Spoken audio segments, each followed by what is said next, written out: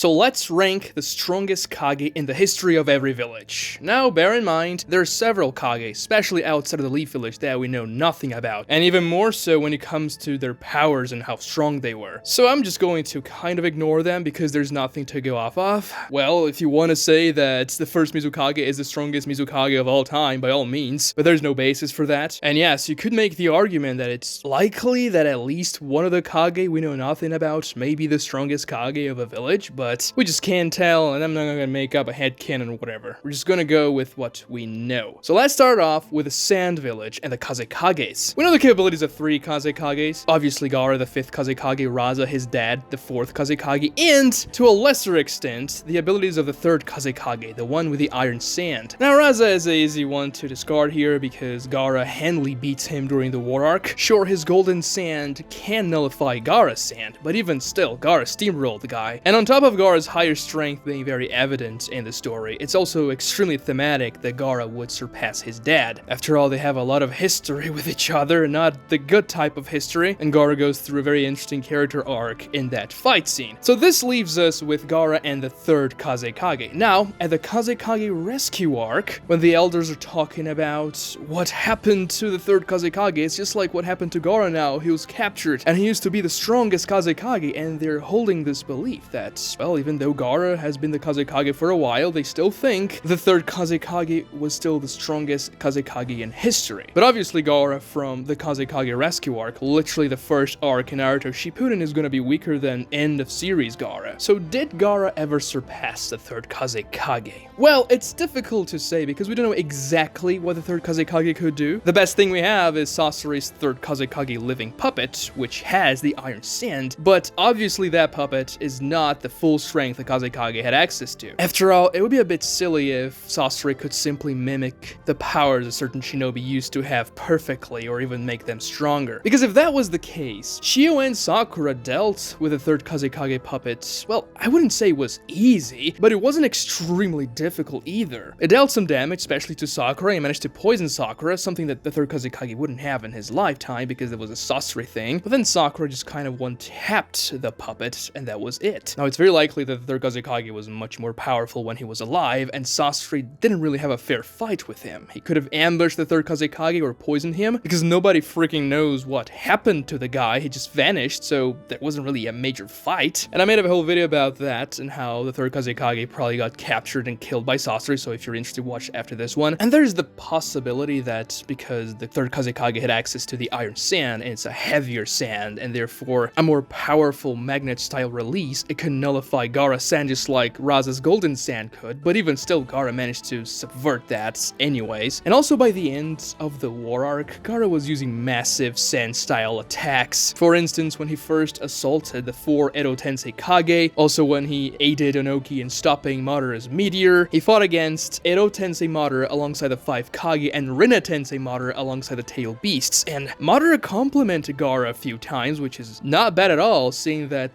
Madara really values strength and he wouldn't just give empty compliments. He was even able to paralyze Madara with this sand attack that he combined with Shukaku, and he also had access to the Great Sand Mausoleum, which can seal pretty much anything, except for, I guess, a Susanoo, which Madara managed to escape out of. The 3rd Kazekage, on the other hand, wasn't even brought back as an Edo Tensei, and even Raza was, and Raza was evidently weaker than the 3rd Kazekage, so maybe the difference in strength between them wasn't that major. Or maybe Kabuto just couldn't find the 3rd Kazekage's DNA, but he didn't think it was even worth mentioning to Obito when he was justifying why he didn't bring certain people back from the dead, like Shisui and Jiraiya. So I guess he wasn't too bummed about losing the 3rd Kazekage as an Edo Tensei. And honestly, he could have probably tracked the 3rd Kazekage puppet down when he found Sasori's DNA as well. After all, it was just lying there because Sakura destroyed it at the same spot Sasori died. Maybe the DNA was corroded because the living puppet was, you know, not really a living thing anymore, and just his chakra had remained in the puppet, and that's one of the reasons why the puppet's really much weaker than the real one anyways. But with all that in mind, and considering how stronger Gaara got in Naruto Shippuden, I just have to give this one to Gaara. Gaara is the strongest Kage in the history of the Sand Village, the strongest Kazekage of all time. And by chapter 700, when Gaara is an adult, it's very likely he got even more powerful. We just never see the dude in action again, so yeah, it is what it is, but it's Gaara. Moving on to the Mist Village, and we know the capabilities of 3 Mizukages, just like for the Kazekages. The second Mizukage, Gengetsu Hazuki, the 4th Mizukage, Yagura, and the 5th Mizukage, Mei. Oh yeah, I guess we also know the capabilities of Chojuro, but yeah, Chojuro is not gonna make it. It's whatever. Is the 6th Mizukage and probably the weakest Kage of all time. Mei is pretty powerful. She has 2 Kekkei Genkai, Magma style and Vapor style. She obviously has access to Water style as well and other powerful jutsus. She's even capable of melting Sasuke Susanoo with her jutsu, which is pretty impressive all things considered. But honestly, in the fight against Madara, she was probably the least impactful Kage. Like, sure, she protected the other Kage a few times with her Water style and assaulted Madara with her acid and everything, but that didn't deal any damage to Madara's ribcage. Other than that, she was pretty much getting pummeled by the 25 Wood Clone Susanoos, and she was struggling a lot. Now, obviously, her Water Dragon was very useful for the final strategy the 5 Kage implemented to try and catch Madara, and he was forced to use his perfect Susanoo. But regardless of that,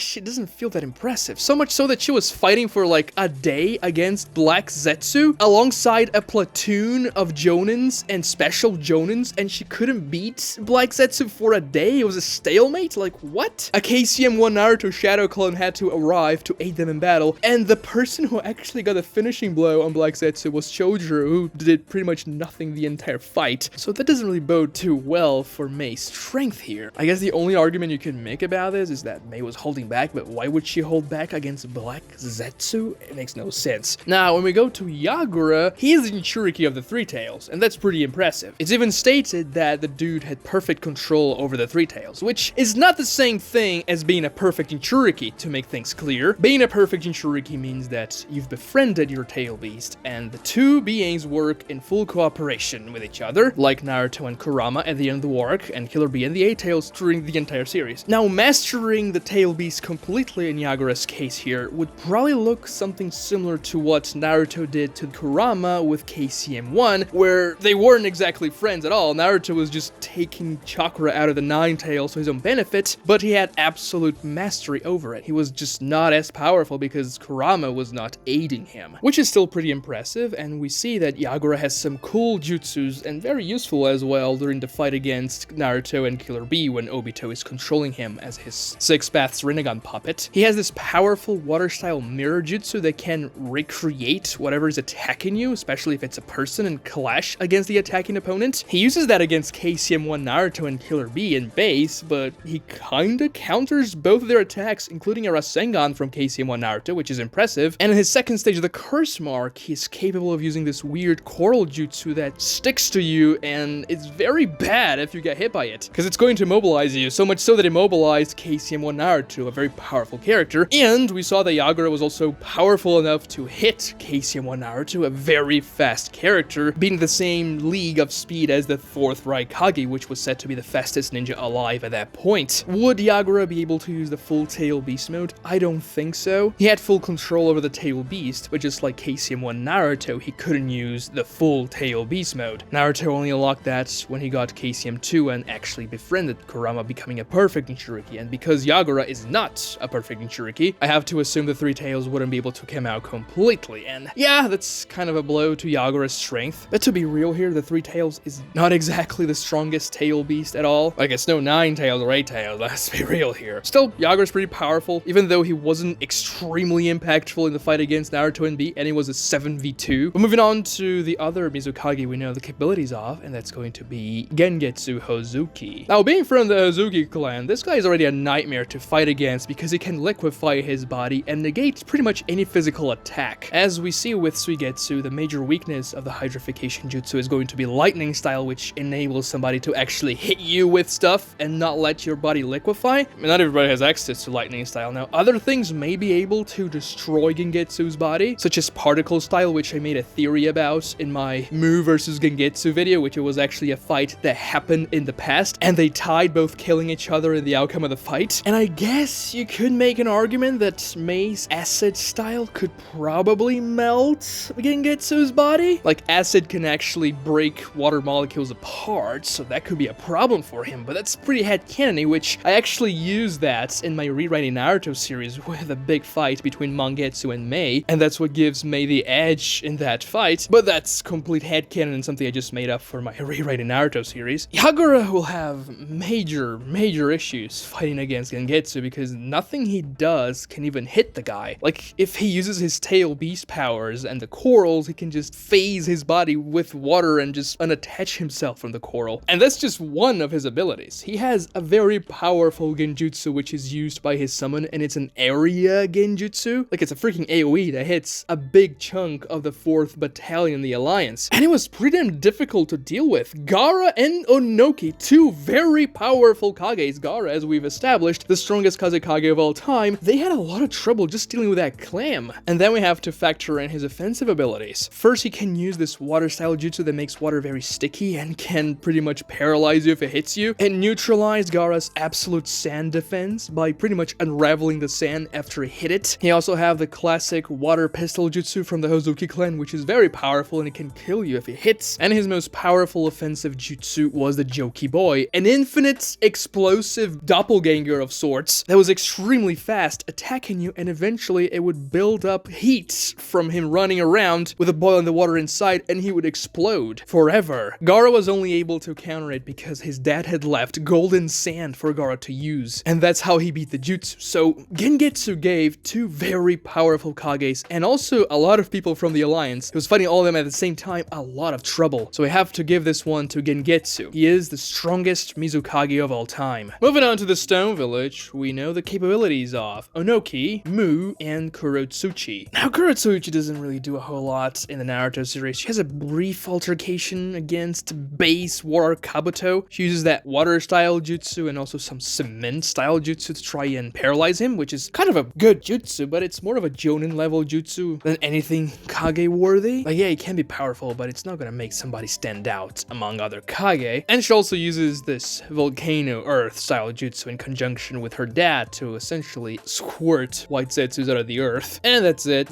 She's not gonna make it to the top, let's be real here. Which leaves us with Mu and Onoki, two particle style users, and obviously this is going to be the main weapon of both their arsenals. And we can see that particle style neutralizes particle style in the war arc when they literally clash their particle styles. So we have to look at the other abilities those two ninjas have. They can both fly, so flying is not going to be a major factor in this fight because they can neutralize each other by flying as well. Mu, however, can literally turn invisible and become null when it comes to sensing. Now, this is very powerful, obviously, but it's more powerful when you're laying ambushes and trying to hide from your enemy. Not so much in a fight, I would say. Like, the only times Mu actually uses his ability to be null is when he wants to be undetected and not really want to engage anyone. Yes, he could try and use that to disrupt the enemy and confuse the enemy as well, but I wouldn't say it would be the most impactful thing possible for Mu here. Now, obviously, Mu also has access to earth style and fire and wind as well from being a user of particle style, but we never see a whole lot from Mu doing those things. We only see another jutsu, which is his ability to fission his body. It's not a clone. You literally split yourself into two and you can escape attacks with that, but the problem with that is when Mu uses the jutsu, he can no longer use particle style, which is a major nerf. And you may say, well, Onoki was struggling against Mu in the war arc, which is true. However, you have to remember, particle style takes a lot of chakra, and Mu had infinite chakra by being in Edo Tensei, so obviously he had a major advantage in the war arc, something he wouldn't really have when he was alive and if he were to fight against Onoki. Onoki, on the other hand, shows himself as a very complete ninja. He is able to break people out of Madara's genjutsu, for example. He uses massive stone golems, as well as other powerful offensive earth-style jutsus, meaning he is very good at that style. And he also has the ability to turn things heavier or lighter, meaning that if he touches you and makes you really heavy, you're pretty much paralyzed. That's a terrible jutsu for you to deal with. Also, Onoki, during the Madara fight, was definitely the most impactful Kage of them all, not just because of his offensive capabilities with particle style and earth style, but also how he carried himself during the fight. He was the one providing the strategies. He was the one saving everyone during the 25 Susanos fight. Madara even acknowledges Onoki as being the most powerful opponent he was fighting against, and if it wasn't by him, the 5 Kage would be doomed. And Onoki was also able to buff the Raikage quite substantially by making him faster, which means, well, he was faster, obviously, and that he could punch much, much harder. And as I kind of mentioned before, Onoki was fundamental into stopping one of those massive Madara meteors. And yeah, the second one kind of ruined his plans, but still, stopping one was pretty impressive. So I have to give this one to Onoki. He is the strongest Tsuchikage of all time. Moving on to the Cloud Village, and we know the capabilities of 3 Raikages. The 3rd Raikage, the 4th Raikage, and Darui, the 5th Raikage. Now, when it comes to Darui, he has access to one of the coolest lightning style jutsu taijutsus, the Black Panther. He has access to Storm Release in Laser Circus, and he's pretty good at close quarters combat with his sword. However, he's not really gonna make it. His major fight in the series is against Ginkaku and Kinkaku, and Team Shikamaru, Inoshikachu, they defeat one of those two very easily. Like, obviously they're not weak or anything, but Ginkaku and Kinkaku are hyped up as being extremely powerful, and they're just bums at the end of the day. Other than that, Daru uses his Black Panther against a small battalion of white Zetsus, and he was able to defeat Suigetsu in sword combat, especially because he had access to lightning release, which was a major disadvantage for Suigetsu, but still it counts as something, I guess. But obviously, now he's not going to be stronger than the third and the fourth Raikages, so it's going to be between those two, and it's very difficult to decide which one is the strongest out of them, because the third Raikage has better defenses with his lightning armor, and also better offensive capability with his one-finger spear, which is said to be one of the most powerful attacks in the series when it was, well, first introduced, cutting 7 out of the 8 tails from the 8 tails, and the only thing capable of penetrating the lightning armor of the third Raikage, so much so that that's how Naruto beats the guy. But he's also slower than his son, the fourth Raikage. Like, a lot of ninjas in the Alliance were pretty handily being able to use Earth-style barriers and Wind-style attacks to try and counterattack the third Raikage, and that's the third Raikage. Like, if he was as fast as the fourth Raikage, he would be probably blitzing those people. Like, 5 Kage Summit Sasuke was having a bad time trying to keep up with the guy. When he used his version 2 cloak, Sasuke had to coat his Susanoo ribcage with Amaterasu to try and counter him. And yeah, the fourth Raikage still went on and punched the Amaterasu Black Flame, sacrificing his arm, and they were probably going to double KO each other if the Raikage had continued to attack Sasuke. But also, Naruto with KCM1 was pretty relative to the fourth Raikage, and Sage Mode Naruto, and a shadow clone of that, was able to completely counter the third Raikage by sensing his attack coming and using Rasengan to redirect the blow against himself, defeating the third Raikage in the process. And you may say, well, but KCM Naruto dodged the fourth Raikage, so that's a null comparison. But that's not exactly the case. He dodged one full power attack from the Raikage, which is very impressive, but it's not as if the Raikage and Naruto had a lengthy taijutsu exchange or anything. The Raikage just acknowledged Naruto's power after he managed to dodge one full power blow, and that's it. KCM1 Naruto, though, was able to hit the third Raikage with the Rasen Shuriken, even though he dodged the first strike, and we can even see that the Rasen Shuriken dealt some damage, not substantial damage, but some damage to the third Raikage, so much so that we see the Edo Tensei regenerating a bit. So it's not as if the guy is completely invincible, and if he wasn't an Edo Tensei, he would be taking damage from that. And also, don't forget that Naruto was a shadow clone. And in Sage Mode, which is a much slower version of Naruto than KCM1, he was able to counterattack the third Raikage and deal a finishing blow. Now, yes, the sensorial capabilities of Sage Mode Naruto are going to be much higher than KCM1 Naruto. However, we know that sensorial capabilities by themselves, if you don't have the speed to keep up with the enemy, are definitely not enough. And that was established in the second arc of the series when Sasuke fights against Rock Lee and is stomped by Lee simply because Lee is too fast. And even though Sasuke could perceive Lee's movements with his Sharingan, he couldn't keep up. His body wasn't fast enough. So Naruto in Sage Mode had to be at least somewhat relative to the third Raikage when it comes to speed. And that was a shadow clone again. Now, if the third Raikage hits the fourth Raikage with his one-finger spear, it's GG. If he hit himself with it and he has more powerful defenses than the fourth Raikage, it would also penetrate the fourth Raikage's defenses. The question is, would he even be able to hit that attack? And answer is maybe?